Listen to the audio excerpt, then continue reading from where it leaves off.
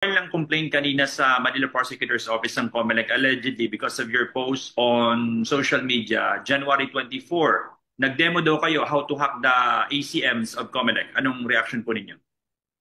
Well, ang kaso nila sa akin was about that video. In that video, ang pinag-usapan ko ay yung vulnerability ng mga ACM ng COMELEC. Ang point ko was, kapag connected sa internet yung voting machine before mag-print ng election return, pwedeng dayain yung resulta ng election. Hmm. Papaano? Kasi ganito gumagana ang ating voting machines, parang basketball. Habang bumoboto, may running score. Pero yung running score natin na yun, walang may alam.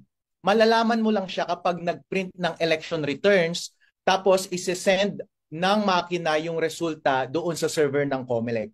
Ngayon, ang problema is kapag yung source code ng makina ay corrupted, merong malicious na code. Kapag connected sa internet yung makina at yung malicious code na yon ay connected sa isang hacker, pwedeng i-access ng hacker yung makina mismo at baguhin yung running score and therefore babaguhin niya yung resulta ng eleksyon. Ako, competent ako magsalita ng ganitong bagay dahil isa akong certified public accountant, maliban sa isang abogado. Nagtrabaho dati ako bilang IT auditor sa Deloitte Philippines, ang number one na auditor sa buong mundo, Deloitte. Isa akong IT auditor doon. So naiintindihan ko lahat ng information systems at lahat ng mga computer systems na katulad nito.